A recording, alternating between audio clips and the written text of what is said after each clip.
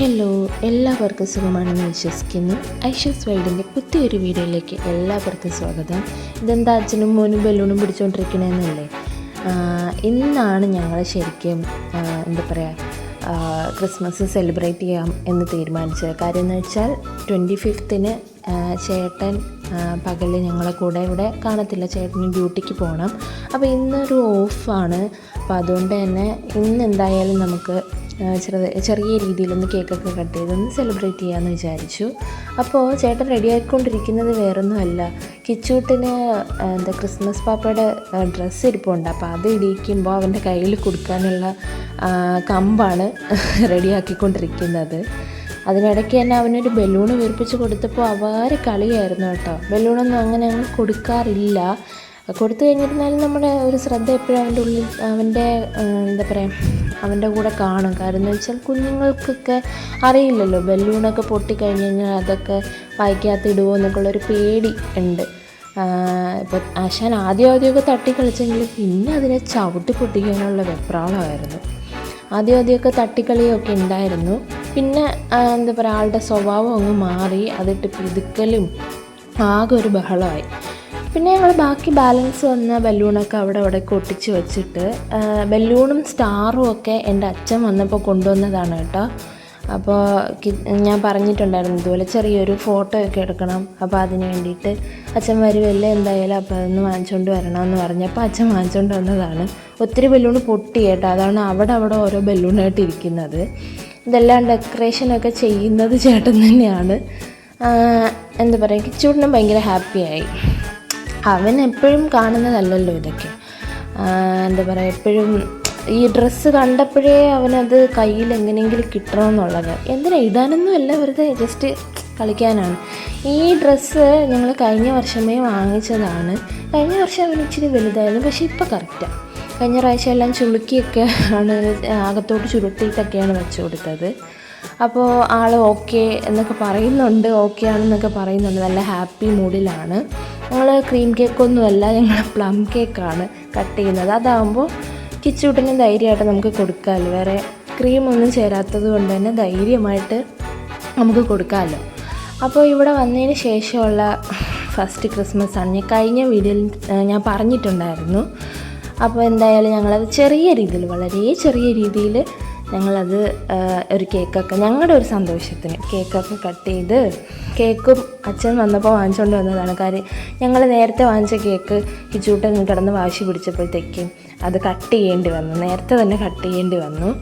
അപ്പോൾ എന്താ പറയുക, അതിന് ശേഷം എൻ്റെ അച്ഛൻ വന്നപ്പോൾ വാങ്ങിക്കൊണ്ട് വന്നതാണ്. അപ്പോൾ ഞങ്ങൾ ചെറിയ കേക്ക് കട്ട് ചെയ്യലൊക്കെ കഴിഞ്ഞു. കിച്ചൂട്ടൻ അറിവായി വരുന്ന സമയമല്ലേ.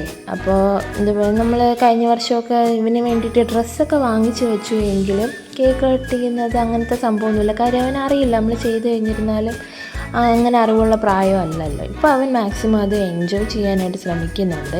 ഞങ്ങൾ കേക്ക് കെട്ടിയപ്പോൾ ഒരാൾ അവിടെ ഭയങ്കര കുരയാണ് കേസ്. വേറെ ആരുമല്ല, നമ്മുടെ ടോമിയാണ്. അവൻ അപ്പുറത്തെ വീട്ടിലതാണെങ്കിലും അവൻ ഫുള്ള് നമ്മുടെ വീട്ടിലാണ് സെക്യൂരിറ്റി ആയിട്ട് നിൽക്കുന്നത്. കാര്യം നമ്മുടെ വീട്ടിലേക്ക് ഒരു ഈച്ച വന്നു കഴിഞ്ഞിരുന്നാൽ പോലും അവൻ ഭയങ്കര കുരയായിരിക്കും.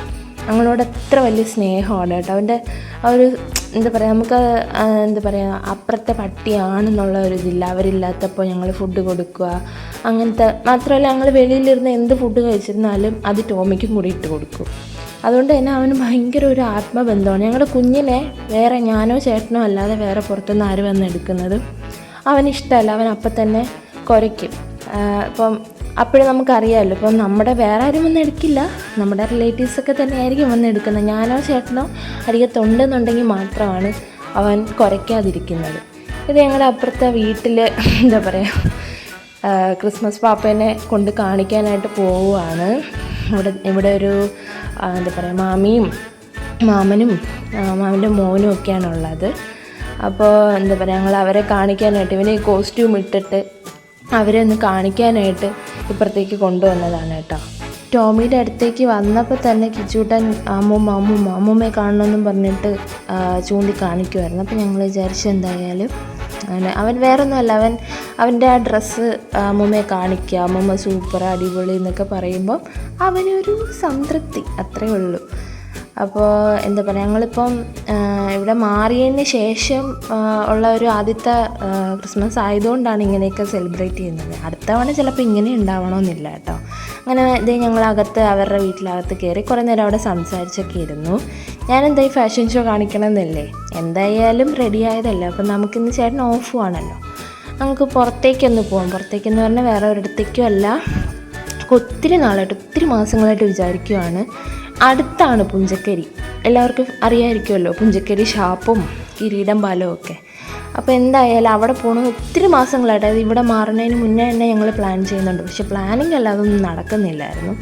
അങ്ങനെ പിന്നെ ഞങ്ങൾ ഇന്ന് എന്തായാലും പോകാമെന്ന് വിചാരിച്ചിട്ട് ഞങ്ങൾ എന്താ പറയുക, അവിടുത്തെ ഷാപ്പിലെത്തിയിട്ട് എന്താ പറയുക, അവിടുത്തെ കള്ളും ഇതാണ് മെയിൻ ഐറ്റം. എൻ്റെ ചേട്ടൻ ഏറ്റവും കൂടുതൽ കുടിക്കാൻ എന്താ പറയുക വെയിറ്റ് ചെയ്തിരുന്ന ഒരു സാധനം ഇതാണ്. ഇവിടുത്തേത് അത്യാവശ്യം ഫേമസ് ആണല്ലോ. അങ്ങനെ ഞങ്ങൾ ഓർഡർ ചെയ്തിട്ട് ഇത്തിരി നേരം പോസ്റ്റ് അടിച്ച് അവിടെ ഇരിക്കേണ്ടി വന്നു. കിച്ചൂട്ടൻ പായത്തിന് അപ്പോഴൊന്നും ബളം ഉണ്ടാക്കിയില്ല. പക്ഷേ എന്താ ചുമ്മാ ഇരുന്നപ്പോൾ ഒരു വീഡിയോ എടുക്കാമല്ലോ എന്ന് കരുതിയിട്ട് ഞാൻ ഓരോ കോക്കറിയൊക്കെ കാണിക്കുന്നതാണ് കേട്ടോ.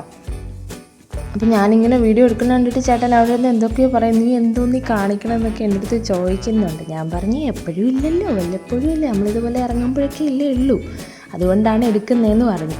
പിന്നെ ഇത് എനിക്കിഷ്ടപ്പെട്ടത്, ഇവിടെ നല്ലൊരു വ്യൂ ആണ് കേട്ടോ. ഫാമിലിക്ക് വേണ്ടിയിട്ട് സെപ്പറേറ്റ് സ്ഥലമുണ്ട്.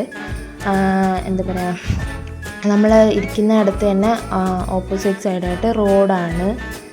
ഞങ്ങൾ ഓർഡർ ചെയ്തത് അപ്പവും താറാവ് റോസ്റ്റ്, പിന്നെ കൊഞ്ച് റോസ്റ്റ്, പിന്നെ ഒരു കരിമീൻ, ഇത്രയാണ് ഞങ്ങൾ ഓർഡർ ചെയ്തത് കേട്ടോ. അതിലിത് എന്താ പറയുക, താറാവ് റോസ്റ്റും അപ്പവും ആദ്യം തന്നെ വന്നിട്ടുണ്ടായിരുന്നു, പിന്നെ കള്ള് ആദ്യം തന്നെ വന്നിട്ടുണ്ടായിരുന്നു. ഇപ്പോൾ കിച്ചൂട്ടൻ പറയുന്നുണ്ട് അവനെടുത്തിട്ട് കൊടുത്തപ്പോൾ അമ്മയ്ക്ക് ഇട്ട് കൊടുക്കുക, അച്ഛന് ഇട്ട് കൊടുക്കുക എന്നൊക്കെ അവൻ പറയുന്നുണ്ട്. നല്ല സ്നേഹമുള്ള കൊച്ചാട്ടാ. അപ്പം എന്താ പറയുക, അങ്ങനെ ഞങ്ങൾ അച്ഛൻ കറി എടുക്കണം കണ്ടപ്പോഴത്തേക്ക് മോനും ഒരു ആഗ്രഹം. എന്നുവെച്ചാൽ അവൻ എരിയൊന്നും കഴിക്കില്ല. അവൻ എന്താ പറയുക, ഒരിച്ചിരി എരി കഴിച്ചിരുന്നാലും അവന് കുറച്ച് എരി കൊടുത്തുള്ളൂ, പക്ഷെ ഒരു കുപ്പി വെള്ളം അവൻ കുടിച്ച് തീർത്തു എന്നുള്ളതാണ്. ഞങ്ങളുടെ അങ്ങനത്തെ ഒത്തിരി നാളത്തെ പ്ലാനിങ് ഇന്ന് നടന്നു, അപ്രതീക്ഷിതമായിട്ട് ഇന്ന് നടന്നു എന്ന് വേണം പറയാൻ. എന്തായാലും നല്ല അടിപൊളി ടേസ്റ്റൊക്കെ ആയിരുന്നു. റേറ്റൊക്കെ ഒരു ഇച്ചിരി കൂടുതലാണ്, പക്ഷെ സാരമില്ല, നമ്മൾ എപ്പോഴും ഉള്ളതല്ലല്ലോ. പക്ഷേ നമുക്കിനി ഇതിപ്പോൾ നമ്മൾ 3 പേര് മാത്രമായിട്ടാണ് വന്നത്. എന്താ പറയുക, ഒരു ഗ്യാങ്ങായിട്ടൊക്കെ വന്നു കഴിഞ്ഞാൽ നല്ല പോലെ എൻജോയ് ചെയ്യാൻ പറ്റിയൊരു സ്ഥലമാണ് കേട്ടോ. ഞാൻ കള്ള് ട്രൈ ചെയ്യുന്നതാണ് ഗൈസ് ഈ കാണുന്നത്. ഒറ്റ പ്രാവശ്യം ഞാൻ കുടിച്ചോളൂ, പിന്നെ എനിക്ക് അതോട് മതി. ഞാൻ ആയുധം വെച്ച് കീഴടങ്ങി. എന്ന് വെച്ചാൽ എനിക്ക് അതിൻ്റെ ഒരു ടേസ്റ്റ് എനിക്ക് അത്രയും പിടിച്ചില്ല. നമ്മളിപ്പോൾ കഴിക്കുന്ന ആഹാരത്തിന് നമുക്ക് എന്തെങ്കിലും ഒരു ടേസ്റ്റ് തോന്നിയാലില്ല, അതിപ്പോൾ ആരുടെയും കുറ്റമല്ലല്ലോ. ഞാൻ മെയിനായിട്ടും ഇവിടെ വന്നിട്ട് കഴിക്കാൻ ആഗ്രഹിച്ചിരുന്ന സാധനമാണ് ഇത് കരിമീൻ ഫ്രൈ. അപ്പോൾ എന്തായാലും അതൊക്കെ കഴിച്ചു. കിച്ചൂട്ടൻ ലാസ്റ്റൊക്കെ ആയപ്പോൾ ഇത്തിരി ഇടങ്ങേറൊക്കെ ഉണ്ടായി, പക്ഷേ കുഴപ്പമില്ല, മാനേജ് ചെയ്തു.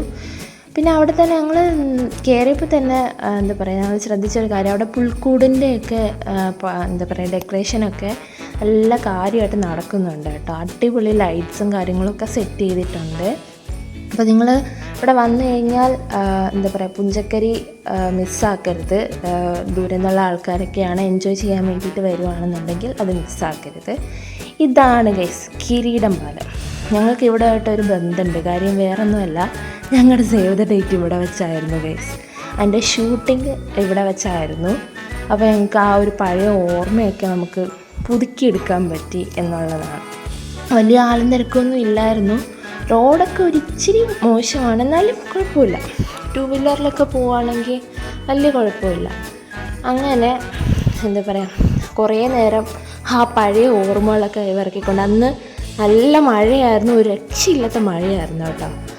അന്ന് ഞങ്ങൾ എന്താ പറയുക, രണ്ടും കൽപ്പിച്ച കല്യാണത്തിന് അതുകൊണ്ട് ഒരു 3-4 ദിവസം മുന്നിട്ടായിരുന്നു ഷൂട്ടിങ്. പനി പിടിച്ച് കിടപ്പാവുമോ എന്നൊക്കെ ഉള്ളൊരു ഇതൊക്കെ ഉണ്ടായിരുന്നു, പക്ഷേ കുഴപ്പമില്ലായിരുന്നു. അങ്ങനെ കിച്ചൂട്ടന് എന്താ പറയുക മീനൊക്കെ കാണിച്ചു കൊടുക്കുന്നുണ്ട്. അന്ന് ഷൂട്ടിംഗ് നടത്തിയ അതേ പാലത്തിൽ ഞങ്ങൾ വർഷങ്ങൾക്ക് ശേഷം ഞങ്ങളുടെ കുഞ്ഞൂട്ടനുമായിട്ട് വന്നിക്കുവാണ്. ഭയങ്കര ആ ഒരു ഫീൽ നമുക്ക്, എനിക്കായാലും ചേട്ടനായിരുന്നാലും സ്പെഷ്യലായിരുന്നു. അന്നത്തെ ആ ഒരു ഓർമ്മകളൊക്കെ എന്താ പറയുക, പെട്ടെന്നൊന്ന് അയവിറക്കാൻ പറ്റിയ ഒരു സമയമായിരുന്നു. നല്ലപോലെ വെള്ളം ഉണ്ടായിരുന്നു കേട്ടോ. അപ്പോൾ നമ്മുടെ സേവ് ദ ഡേറ്റിൻ്റെ കുറച്ച് ഭാഗങ്ങൾ ഞാനിതിൽ കാണിക്കാം. ഓക്കെ,